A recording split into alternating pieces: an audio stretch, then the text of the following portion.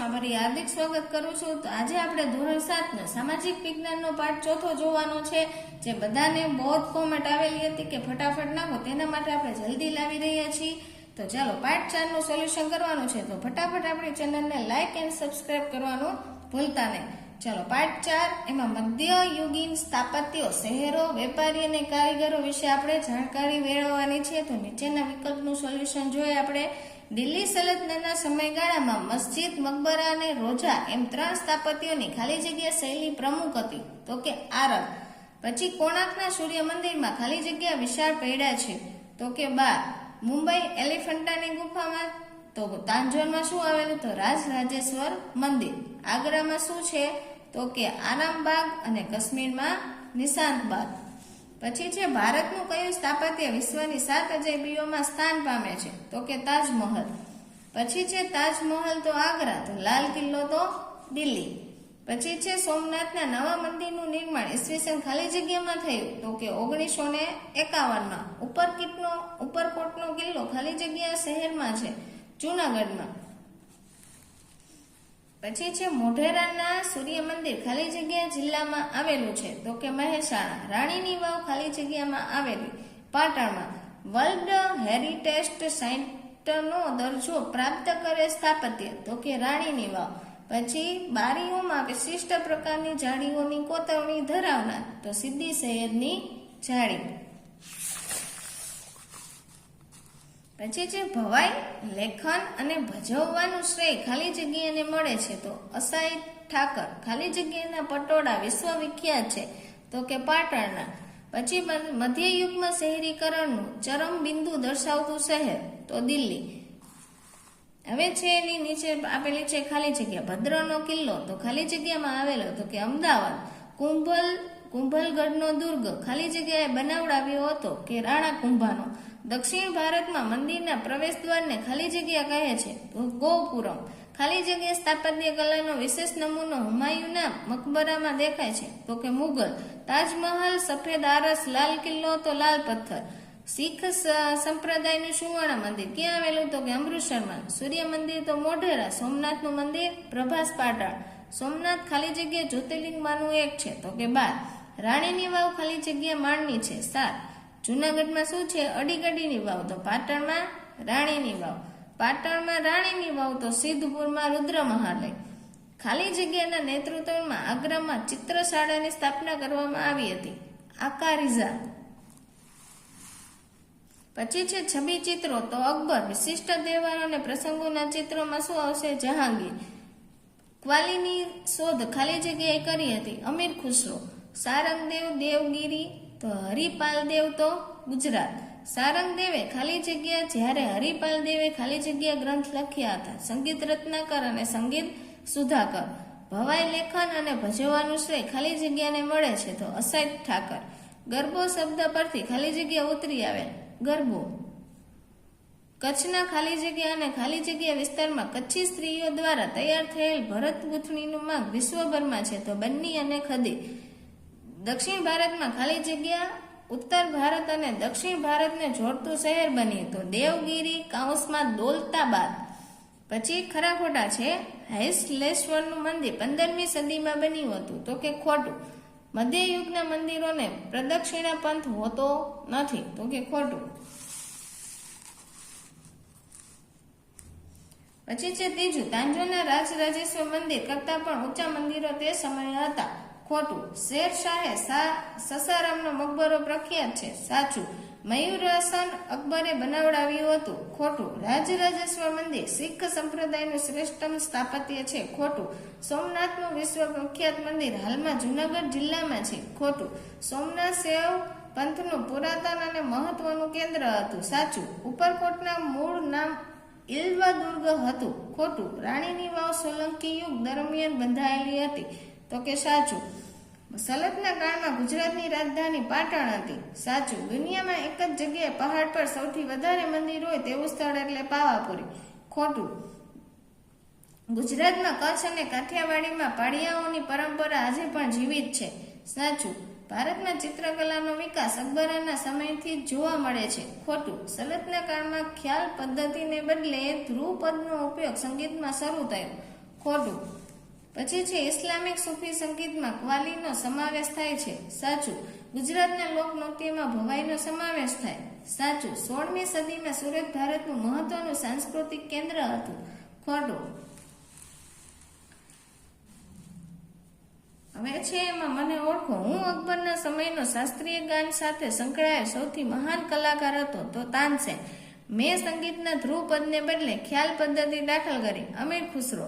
આ મેળામાં રમાતો હુડો રાસ જોવા દેશ વિદેશથી લોકો આવે છે. તરણેતરનો મેળો. હવે 1-2 વાક્યના પ્રશ્ન જવાબ છે. તો શિલ્પકલા એટલે શું? તો કે શિલ્પીના મનમાં જાગતા ભાવોને ઝીણી હથોડી વડે પાષાણ, લાકડા કે ધાતુ પર કંડરાતી કલાની કલા એટલે શિલ્પકલા.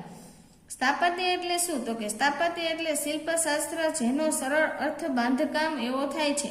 મકાનો, નગરો, કુવાઓ, કિલ્લાઓ, મિનારાઓ, મંદિરો, મસ્જિદો, મકબરાઓ, વાવ વગેરેનો બાંધકામને સ્થાપત્ય કહે છે.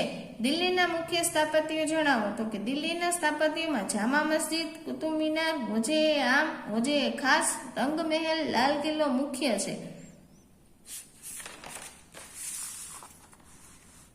ચોથો પ્રશ્ન, કોણાર્કના સૂર્ય મંદિરનું નિર્માણ કોના સમયમાં થયું હતું? તો કે ગંગવંશના રાજા નરસિંહવર્મનના પ્રથમના સમયમાં. લાલ કિલ્લામાં આવેલી ઇમારતો દીવાને આમ, દીવાને ખાસ અને રંગમહેલ.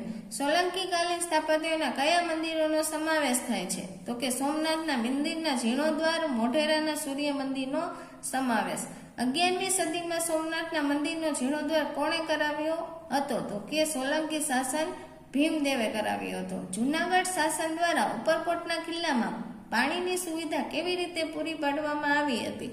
તો કે જૂનાગઢના શાસનમાં રખેગારે ઉપરકોટના કિલ્લામાં અડીકડીની વાવ અને નવગણનો કૂવો બંધાવી પાણીની સુવિધા પૂરી પાડી હતી. મોઢેરાના સૂર્ય મંદિરનું નિર્માણ કોના શાસનમાં થયું હતું? તો કે મોઢેરાના સૂર્ય મંદિરનું નિર્માણ સોલંકી યુગના રાજવી ભીમદેવ પ્રથમના શાસનકાળમાં થયું હતું.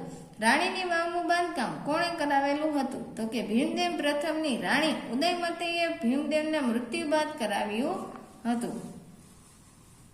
હવે છે અમદાવાદ શહેરની સ્થાપના કોણે અને ક્યારે કરી? તો કે અહમદ શાહે ઈસવીસન 1411માં કરી હતી.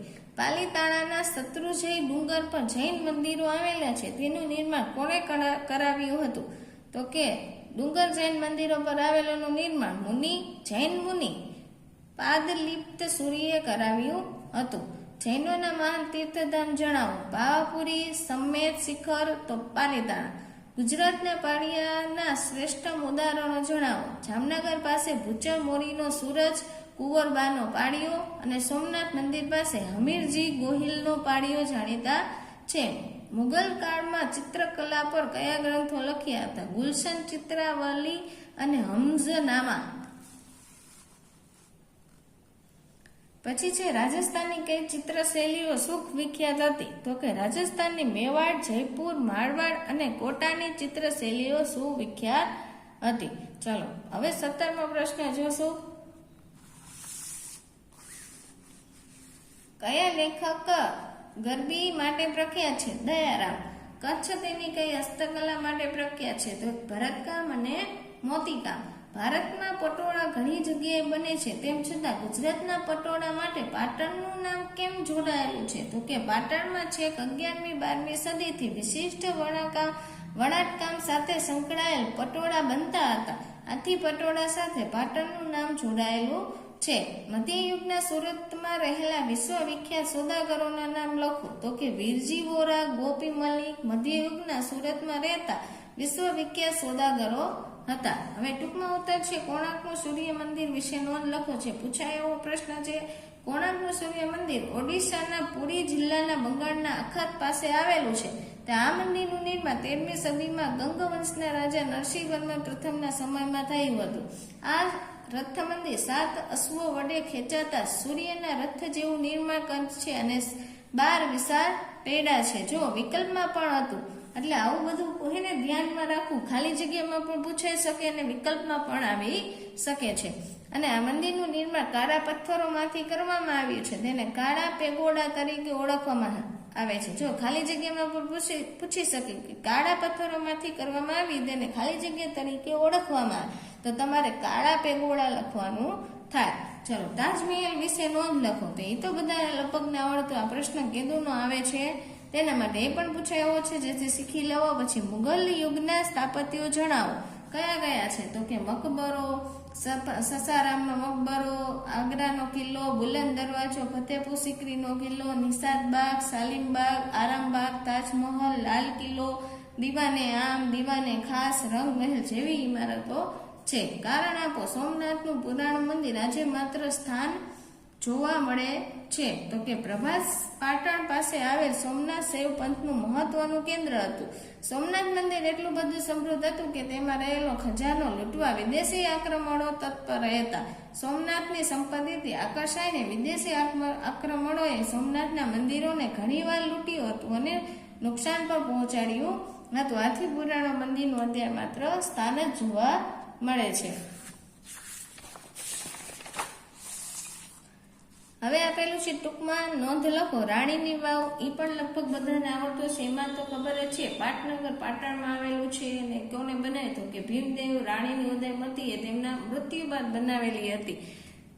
અને તે કેટલા માળની છે? 7 માળની. અને શિલ્પ સ્થાપત્ય અજોડમાં તેનો નમૂના સમ્માને યુનેસ્કોએ વર્લ્ડ હેરિટેજ સાઇટનો દરજ્જો આપ્યો છે. સલ્તનત કાળમાં અમદાવાદમાં કયા કયા સ્થાપત્યો છે? તો કે અમદાવાદનો કોટ, ભદ્રકાલીનો કિલ્લો, જામા મસ્જિદ, હોજે કુતુબ એટલે કે કાંકરિયા તળાવ, નગીના વાડી, સીદી સૈયદની જાળી જેવા સ્થાપત્યો રચ્યા હતા. સલ્તનત કાળના ગુજરાતના સ્થાપત્યો તો કે અમદાવાદનો કોટ, ભદ્રાવતી કિલ્લો, જામા મસ્જિદ, કાંકરિયા તળાવ, નગીના વાડી, સીદી સૈયદની જાળી. જો ઉપર હતું ઈ જ છે, એટલે સલ્તનત કાળમાં ઈ જ આવે. અને ચાંપાનેરનું વધશે એમાં જામા મસ્જિદ, ચાંપાનેરનો કિલ્લો, અડાલજની, પછી રાણી રૂડાદેવીની વાવ, ડભોઈનો કિલ્લો, ખંભાત અને ધોળકા મસ્જિદનો સમાવેશ.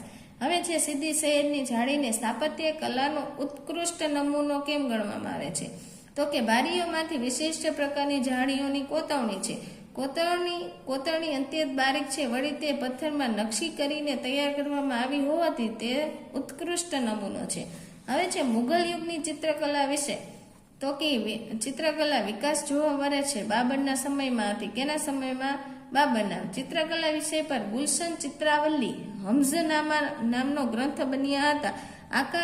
આકારીઝા નામના ચિત્રકારના નેતૃત્વમાં આગ્રામાં એક ચિત્ર શાળાની સ્થાપત્ય પણ કરવામાં આવી હતી. આ સમયમાં ચિત્રકારોએ પશુ પક્ષીના ચિત્રો અને પશુઓના ચિત્રો, વિશિષ્ટ તહેવારો, આ પ્રસંગે ચિત્રો પણ બનાવવામાં આવતા. નીચે છે અમૃતસર કયા કારણથી મધ્યયુગમાં શહેરી કેન્દ્ર બન્યું?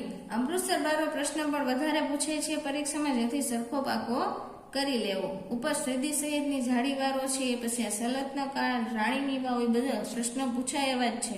ચલો, મધ્યયુગમાં અમૃતસરમાં સુવર્ણ મંદિરનું નિર્માણ થયું, જેના કારણે અહીં શીખ ધર્મના યાત્રાળુઓ આવવા લાગ્યા. તેથી અમૃતસર શીખ ધર્મનું એક અગત્યનું કેન્દ્ર હોવાને લીધે શહેરી કેન્દ્ર બન્યું. ચાલો, નીચે મુદ્દાસર પ્રશ્ન આપેલા છે.